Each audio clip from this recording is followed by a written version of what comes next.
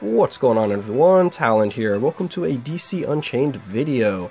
Alright, so I've been playing this game for a little bit now. As I'm recording this is the first day of the official release, is what they're calling it, of the game. But I was playing it, of course, the week before that on the, I guess, pre-release or opening week or something like that. So that's why I am level 6 right now. So I was playing it quite a bit during that time. But now it is the 29th, the official release. And they do have a opening event going on with the release. So if we go ahead and take a look at the families over here, so this is where you're going to find all of your characters. So there are 30 characters to start the game off with. We have the Batman family, Wonder Woman family, Superman family, the Aquaman family, Flash family, and Green Lantern family. So you started off with Batman, Joker, and Harley Quinn, along with Ocean Master over here. So those are the 4 characters that you just get for free, just for starting out the game. And they're all pretty cool, and actually I quite like using Harley Quinn. She actually seems pretty nice overall. She seems to have good survivability. She has decent amount of damage, so I'm actually was impressed with that. So that's kind of why I've worked on Harley Quinn quite a bit. And of course, I've always really liked Harley from the comics and everything, so I had to work on her anyway, even if she wasn't going to be a very good character in the game. Oh, we have a completion in the lab there. But anyway, during the pre-release, before the official release of the game, we did get a free character select card, or a character unlock card. So if you go ahead and click on a character here and you hit purchase, as you can see here, we have the character cards, and that's how you unlock characters. And this gem right here, buying them with gems, that actually wasn't active during the initial pre-release of the game, so it's something that added in for the official release, which is really cool, because before this you didn't have too many ways to really use your gems that felt meaningful. Basically, you would only be using them on your vibranium slots to kind of augment your characters a little bit more. That seemed like the best use for them, at least. But now you can save them up and unlock characters this way, which is really nice, because it's going to help the free-to-play people unlock characters here. So I'm quite happy that they added this in, because these character cards are actually quite difficult to acquire passively. It takes about,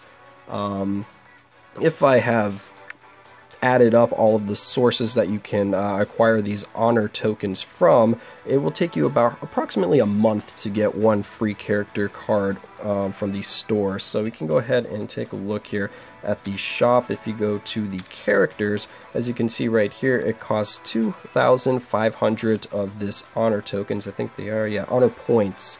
And basically you can get 90 of those a day, unless I'm missing something here. And you get those from your missions here. You go over to the Unchained difficulties, where you're going to get most of these. Let's just go ahead and select a random one here so we can see. And as you can see up there in the top left corner, for having 3 characters, or doing a party of 3, which you can just hit party search to find 2 other random people to play with, so you don't have to have an alliance mate or an actual friend join, so that's nice. The first 3 times that you do this, you are going to get 10 of the honor points each time. Then after that, as you can see, you can get another 30. So you can get 50 from this mode here. And then if you go over to the battle section for the competitive mode, as you can see, you can get 4 honor points for each time you try the competitive mode here, which you can do 5 times a day, so you get another 20 there. It doesn't matter if you win or lose, you always get the points anyway. And then lastly, you get them from the achievements here for the daily quests. You get 10 of them daily for the achieve 50 combos. So quite easy to get the 90 each day, which is nice. And like I said, it'll take you about 28 days to get the 2,500. And you do get some during the achievements here for battle and story. There are a few of them that will give you a few extra, but for the most part you're going to be getting around 90 a day. And from the limited packs in the store, you can augment that a little bit. I believe it is this one here. Yeah, it says increase the daily honor points gained from 3 battles. So that's the first 3 battles that you do, or you're going to get an additional amount of honor points. I'm not actually sure what that is, because I haven't purchased this. I'm assuming it's probably either like another 5 or 10 per battle there, which is pretty nice. But anyway, let's go ahead and hop back over to the characters here. So the first character that I unlocked when I got my character ticket was Mira. So I really like Mira so far. She's really fun to use, but she is quite a slow character. She has very slow movement speed, but she has a lot of AoE on her skills, which is really nice because she has a lot of kind of water pillars or just tornadoes. That's really nice, and she also can throw like a water ball that bounces around between the enemies. So she's quite a fun character to use kind of for crowd control or if you're dealing with a lot of enemies. And then after that, the next character that I unlocked was, go over to the Superman family here, was actually Silver Banshee. So I was just kind of curious about how she played, and when I was trying her out in the skill preview, I just really liked her skill animations. She's another character that had a lot of crowd control on a few of her skills, and especially her auto attack once it builds all the way up is another skill that has a lot of crowd control on it. So she was a pretty fun character actually. Has a weird I don't know, kind of like weakness, I guess, to getting her guard broken quite easily. I find that when she's attacking, I get kind of like stun locked very easily, or I'm hit out of my just normal attack chain, or her first skill gets canceled quite easily. But luckily, her other two skills that I have equipped on her right now for active skills do have super armor, so she doesn't get guard broken out of those. But besides that, I haven't had that issue really with any of the other characters I play, just having like their normal attack string broken so easily. So that is kind of weird, but she still has good survivability. She has a passive kind of heal after getting after dealing a certain amount of hits. Yeah, she gets a 5% heal, which is pretty nice. So she is a fun character to use. And then if we go ahead and look at the Valorium over here, this is kind of the main place that you can spend your gems, really, because this is going to be the best way to increase the power level of your characters. It's kind of similar to Uru in future fights, but a little bit different. You have a lot more slots that you can open up here, so maybe it's closer to an Iso-8 set. But anyway, they all have different effects here. So we have skill cooldown, then we have some HP here, and if you match the color to the slot, then you do get an additional bonus there. So that is nice, and to keep that in mind. What else we got? We have covers as well, which is kind of their select comic cards, and you get a little bit of a bonus for each one that you have unlocked, which is really nice. And you can level these up, so you can keep collecting the same comic. And then, as you can see, I need 4 of them to level this up to the next level, and it will double the stats that it gives me. So it'll give me 40 technique and 20 vitality once I level this up. So those are really good to try to acquire, and you do get those in your missions, or the missions in the base here. You have the cover lab right here, which you can build after you unlock your bases, or your base, and basically you get a card every, was it 50 minutes or every hour, one of the two. So that's pretty nice. It gives you a random one, which you can kind of get these side add-ons here and build these up so that you can kind of get more cards towards your specific characters that you have. As you can see here, it increases the rate of acquiring cards for the characters used for the mission, so that'll help you kind of narrow the focus down a little bit so you can get more cards that are useful to you.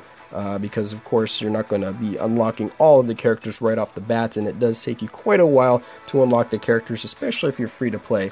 But the biggest draw to the base here is the dispatch center. That's definitely what you're going to want to work on first. So as you can see, I already fully upgraded this to +4, which is the highest that we can get right now. And you can basically just send your characters on missions here. So you just click on that, and then you can go ahead and add a character here, and as you can see, it gives you a success rate, and just keep adding characters to get it as high as you want. So far I have yet to fail one of these, and I usually get to at least 70%, so I've done quite a few of these at just 70% and still haven't failed them. So so far it seems pretty forgiving. And then you get your rewards here, and you need to do these though to get these, what are they just called? The building modules, because you need those to kind of increase any of your buildings in the base here. So if I wanted to build this over here, which increases the rate of valorium and gold upon successful missions, as you can see, I need 200 of those building materials, which I don't quite have right now, if I want to upgrade that. And every time you upgrade this, the cost becomes more expensive even for the next item. So if I were to upgrade this and then I go down here to this one, it would be a higher cost. Same for building the actual centers here for the buildings themselves, the dispatch, the cover lab, the valorium research, and the communication center. As of right now, I have just the cover lab, dispatch center, and valorium research. I do not have the communication center yet. Let's see what we get here. We get a common green. Alright. Let's go back. And the communication center is going to give you your stamina potions, which is used to refill the stamina on your characters. Alright, what else do we want to go over here? For the families. So, as of right now, you can purchase the characters or unlock the characters with crystals or gems and also the character cards.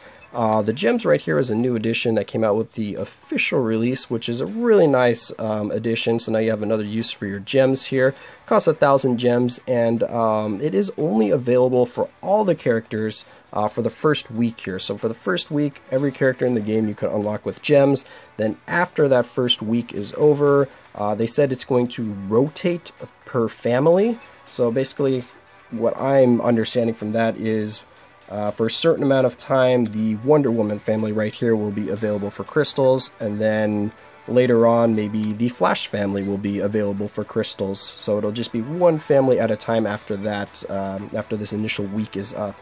So that is pretty nice. So you can kind of just wait for whatever character you want. So far with gems, I have bought Superman, which I quite like using him so far, and I've also bought Bleeze with the crystals. I was just kind of curious to see how she played, and I also really want to get her skin. That's one of the main reasons why I got her, because I really like her angelic skin right here, the Havana Bleeze, which is really cool looking, because I just like the design of this one. So hopefully I'll be able to get that. As you can see, it costs one skin ticket, or it costs 5 of the gold cards, which are quite difficult to get right now.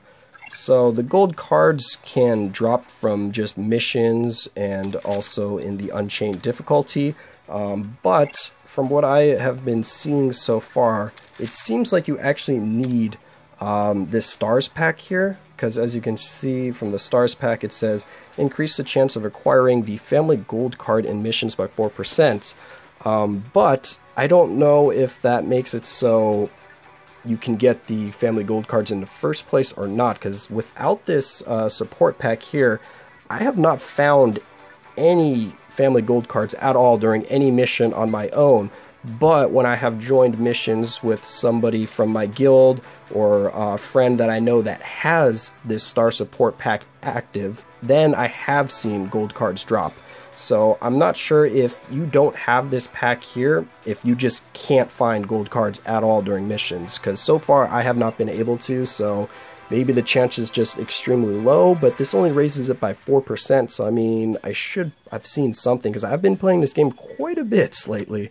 But anyway, that's just something to keep in mind. So I don't know that for sure, though, so don't quote me on that. But if you do the random team search when you're doing the Unchained missions, then you might be able to run into someone that has one of these star support packs active, and then maybe tag yourself a card.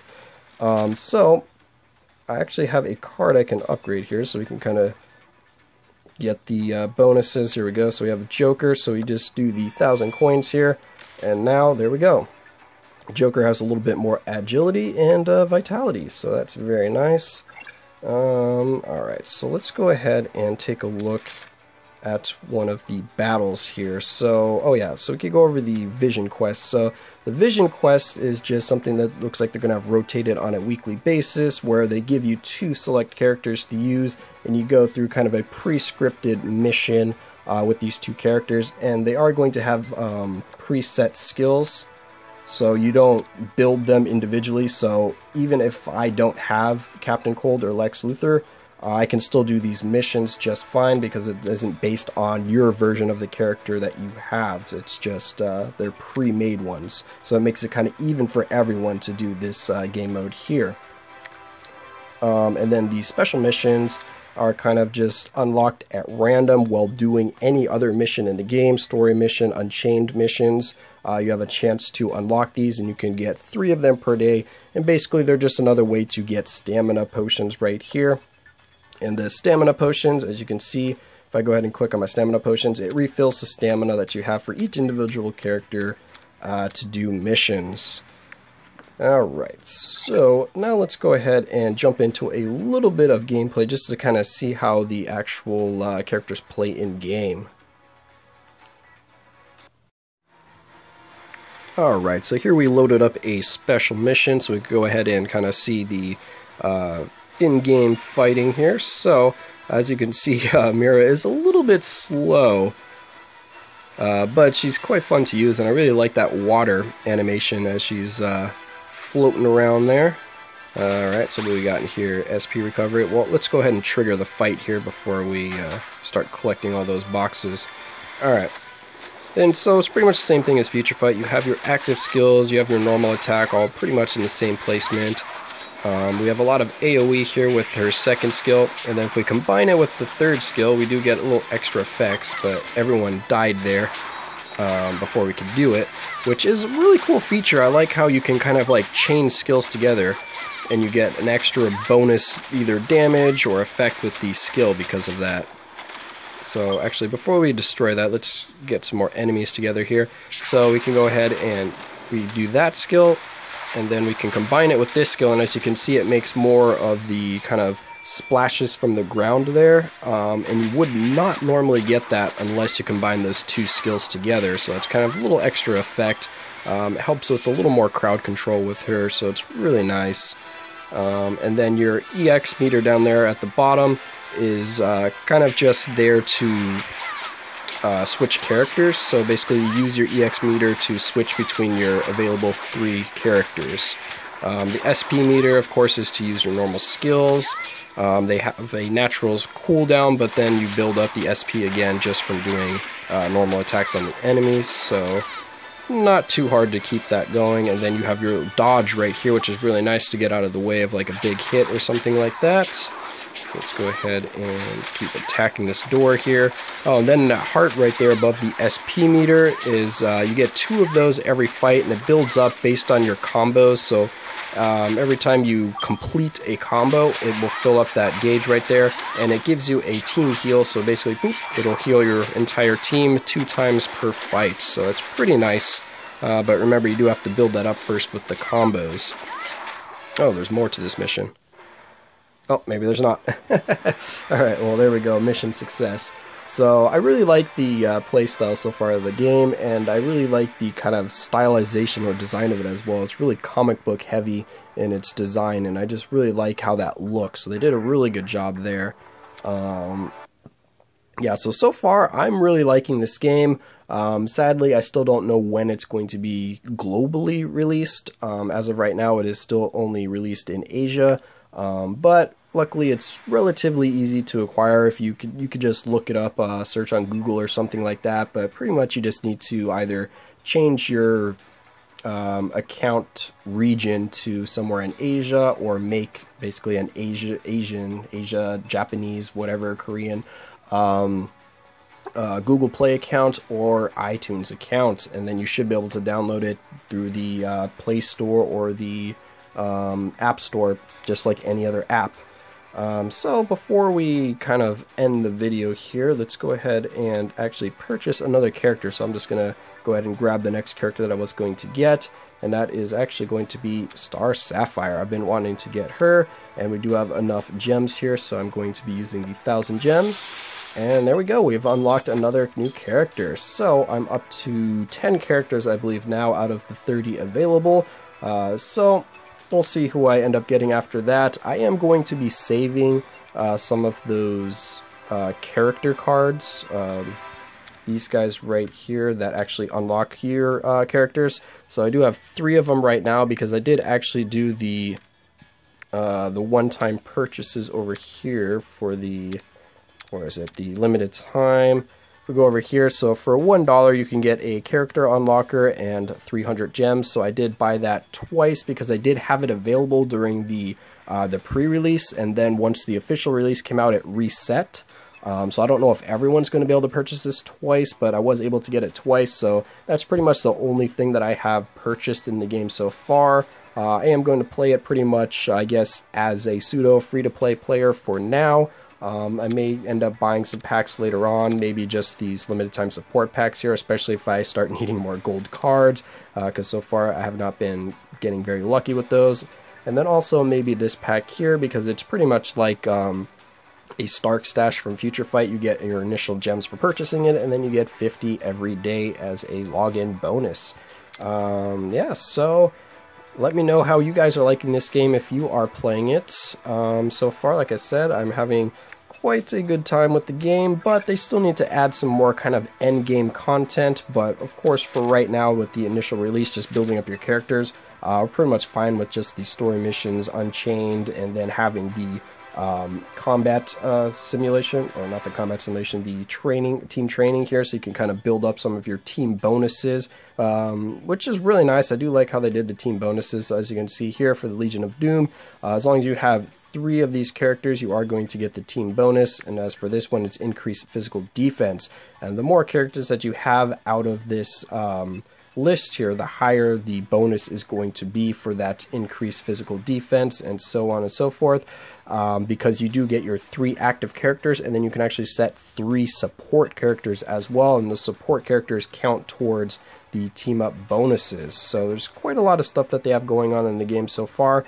But just making this video is kind of my initial impressions of it. I'll probably go into a little more detail about certain aspects of the game in other videos. But let me know what you guys think of the game, if you're enjoying it. If you want to see certain videos on the game, let me know as well. If you want me to check out certain parts of it, or I don't know, anything DC Unchained related. So yeah, that's going to be it for this video. I hope you guys enjoyed, and of course I will catch you in the next one.